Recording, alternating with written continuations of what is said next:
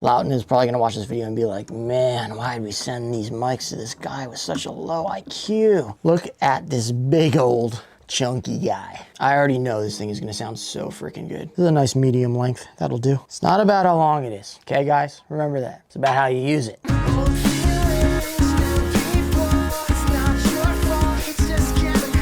Yo, what's up? Welcome back. Loudon sent me all these freaking mics. I was not expecting this. The company reached out. It was just like, hey, we love your channel. We want to send you some stuff. So I talked to the dude on the phone and he was like, what do you need? I was like, well, I want to do an indie kit in my small studio. And I sent him a picture of my studio and he was like, all right, we got you covered. You don't have to make a video or anything. We just want to help out your channel, which I was like, I'm going to make a video for you guys regardless, but I love your company. I've seen videos of like Eric Valentine and Andrew Masters using these Loudon mics all the time. And my studio mate, Austin Coop, used the Atlantis condenser mic that they have as his main vocal mic for years. So I know of the company, but I wasn't expecting them to send me all this freaking stuff. So I'm gonna make a really sick sounding indie kit in this small room and see what I can do to push it. But since Loudon sent me the Atlantis as well, and Austin already had one, I'm borrowing his, and I'm gonna use those as room mics as well. I can't believe they sent me all this stuff. I'm gonna see if I have enough cabling to do this, but also like, look at my freaking studio right now. Today I have to fly back to Jersey to go record a band at Tracks East, which is gonna be cool, but that means I'm gonna be doing this drum video, and my studio is already a mess, as you can see. I just hung up these lights because it looks like a teenage girl's bedroom. So basically I'm gonna leave my studio in shambles after this video and come back and be like, I have to clean everything up. But that's not the point of why I'm a producer or why I have a nice studio with all this gear. The point is not to keep it really clean. The point is to make awesome sounding music and awesome sounding tones and push gear to its limits, because that's what we do here. We open the portal, we create songs, and we try to make them sound sick. So let's see what I can do today with all these mics. I'm gonna be scrambling. I'm gonna be opening boxes. There's gonna be boxes everywhere, there's cables everywhere, but we're gonna see if we can make it work. Got the Loudon Audio kick mic right here. I've heard good things. Obviously my kit is up against the wall. Ooh, what is this? This is a cool sticker, or is this is a kick pad? But you know what? I'm gonna put on the locker as a sticker because I think it's kind of cool. And because all the bands coming to the studio and companies sending me some cool stuff. Look at this thing. Beautiful kick mic. And it's got a couple settings on it that are pretty interesting. There is a 5K cut, a 12K cut, which inherently would bring up the warmness of the kit. And then there is a middle setting, which I'll probably keep it there for now. And then there's actually also a high pass on a kick mic, which is pretty interesting. There's flat, there's 140 hertz, and there's 80 hertz, which would definitely help keep it a little punchier, but I'm gonna leave it wide open for now because I wanna hear what this thing sounds like. This is the fun stuff of recording, man. Like when you just have a bunch of new mics and you get to like experiment with sounds and push it through gear. The non-fun part is going to be me running back and forth, trying to get my gain staging set for every single mic. All right, plugged in, and then because it's up against the wall, it'll have to be sort of like this. The back of the TEAC mixer is actually using RCA cables, which aren't super necessarily hi-fi, but could be kind of cool. I also do want to hear how the mics sound just like transparent, but let's see if I have enough cabling first. All right, well, this is a bunch of XLRs, which I'll need. My life is just cables, man. This has been my life since I was 14. Reaching into plastic bins, pulling out cables that are all tied together, even though you put them in, wrapped up all nice. When you pull them out, they're never together. So those people who are like precious about the way you wrap your cables, what are you doing that for? When you pull them out, they're gonna be messed up anyway. First things first, the kick mic. So I gotta plop this guy back here. It doesn't look like I have the right cabling for the TEAC unless it's 1/4 inch. So I could do something where it's patching out of the Apollo, going into the TEAC, back in, but that's also gonna be like a whole nother extra layer of cabling. I'm already sweating and I haven't even mic'd anything up yet. So I gotta get back there, get this thing plugged in. Let me see if I have a short little XLR I could just plug into the snake. That would be nice. And there it is. Does this require phantom power? Because if it does, then I can't even use the TEAC anyway. I'd have to get a separate thing. Oh yeah, there you go. Power requires 48 volt phantom power.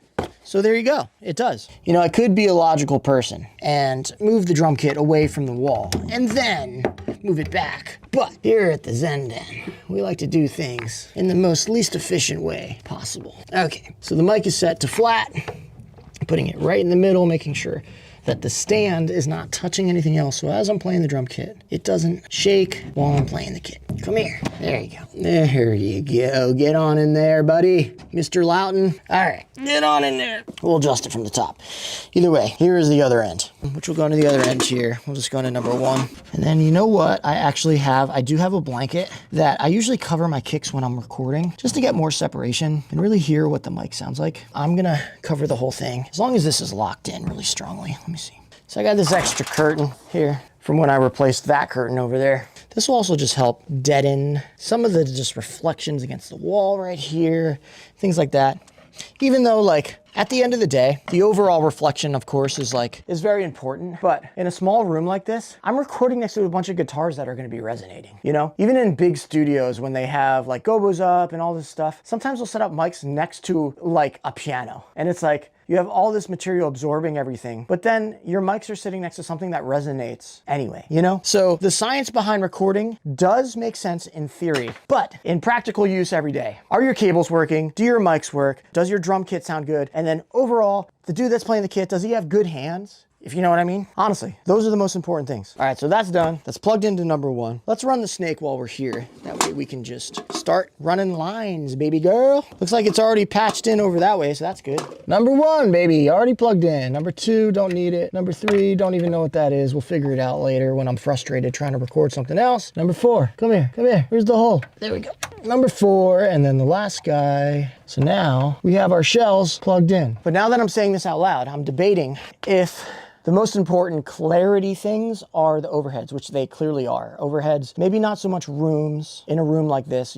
Typically, yes, they would be super important. But I really only have 4 super clean pre's accessible right now. Other than that, I just have the 8 on this Behringer. So I need to pick what is gonna be what. I think right now, I'm gonna make kick and snare on 1 and 2, and then the overheads on 3 and 4. That way I have 4 really clean, pristine mics. All right, next. Snare mic, the very famous Loughton snare mic that I've seen in a bunch of YouTube videos. Whoa, what is this? What is this? It's like a flag? Oh, it's like you put this on the snare and then it'll dampen it. That's pretty cool. Awesome. Perfect for indie stuff. Ooh, so it has, wait a second. This says Tom mic on it. Uh-oh, did they make a mistake? Or is that just how it is? Ruh-roh. No, that's the snare mic. This is the snare mic because these look completely different. Yeah, these look completely different, these Tom mics. Ooh, these are cool though. All right, we'll get to that. Let me check online first. Wait a second. Yeah, what the heck? I think I got a misprint snare mic. What the heck? Because you look online and there's no Tom mic like this, but this is what the snare mic looks like, but it says Tom mic on it. Yeah, dude, I got a misprint mic. Sick. I got a special mic and you didn't. That's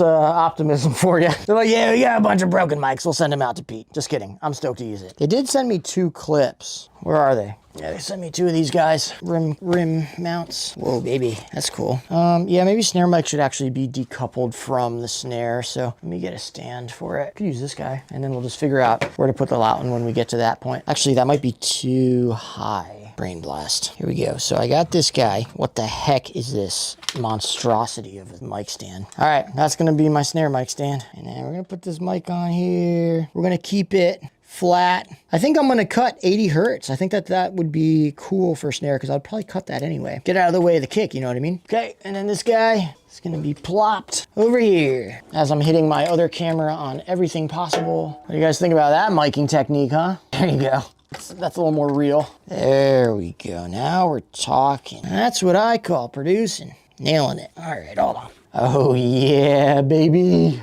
I already know this thing is gonna sound so freaking good. I can just tell by looking at it. All right, let's plug it in. So kick in 1, snare in 2, channel 1 and 2 on the Apollo. Let's do overheads next. Actually, that makes 0 sense. Let's do the rack and floor next, and I'll put them into 5 and 6. Tom mic, Tom mic. I think this goes. Oh yeah, there we go. We can put on the rim clamp right there, right there. Tighten that bad boy up. Scoop, scoop. Don't need you. Nailed it. And then this guy goes on there, but we have a small vagina for a large penis part. We have to surgically remove the vagina of this. Ay, ay, ay. Come on out. Get out of there. Skloop. Oh, definitely didn't put that on right. There we go. Brain blast. Snug as a bug. Look at this thing. Stephen Hawking ass mic clamp. Maybe right here. Right here. There we go, baby girl. I like this mic clamp. This is cool. Very nice. Very, very nice. Cool, that's one. Get another one. Come here. I love that they sent me all those towels for sound. It's pretty cool. I gotta say, I love the packaging of this. Potentially, I might mic it this way, which seems kind of... Nah, I'll hit it with the drumstick. It has to be over here. All right, plop this guy on in here. Lefty, loosey, righty, tighty. There you go. Loudon is probably gonna watch this video and be like, man, why did we send these mics to this guy with such a low IQ? What are the settings on here, by the way? So we have a 5K cut on the top end of 12K, and then a high pass of 0 and 80. I'm gonna leave it all wide open. For me, I would love the low end in this thing. All right, let's plug those things in, shall we? Let go. There we go. Love a nice hard click like that. Plug it into number 5. Okay, there's that. You know what time it is. Time to plug in the fucking mic. This is not gonna be the cable. I hate this cable. Get out of here. I don't think I have any other short guys. I don't like this one. I don't like that one. This one looks all right. This is a nice medium length. That'll do. It's not about how long it is. Okay, guys? Remember that. It's about how you use it. It's nothing to feel bad about. Sometimes you want a shorter cable just for, you know, a cleaner situation. Sometimes you want a longer cable for a good time. Just depends. All right, so all that stuff's plugged in. Now the hardest part is gonna be the overheads. I told the owner of Loudon that I was like thinking about doing like warmer sounding stuff, and he was like, well, we got these overheads that have these low pass things on them that I think could be kind of cool for you. So I'm curious, I think it could be kind of cool. Oh, these are the LA120 condenser mics. Awesome, and they come with a couple different, like probably pads or replacement diaphragms on the top. I'm gonna try it out. Ooh, look at that bad boy. That guy's sick. So I'm gonna give this a little plunk like that. We're gonna give it a little pluke. Yep, looking good. Again, I've gone over this on my channel because I've done a couple drum videos now, but the way I like to do overheads are not XY. I like to do, Loudon is sweating every time I do this. I like to do capturing this side and then capturing this sort of vibe. So you're getting these things and then you're getting these things with the snare controlled in the middle. With the snare, the same distance from both of these mics that are gonna be placed there. Bonk. That's that in there, nice. Cool. See if we can get this a little higher up. Tight room, you know what I mean? Bonk. Oh yeah. Wow, look at that beautiful thing. Really pretty. I haven't actually even played my drums since I brought them back in here, so the drums are probably in a stupid position. That's probably a little closer to how I would want to play my drums. And this guy, actually, brain blast. There we go. Something a little more like that, but then just lower it. There we go. Now that's cool. Ping it, crash it. It's out of the way of the tom. Also looks cool. I wish it could be a straight stand, but it is what it is.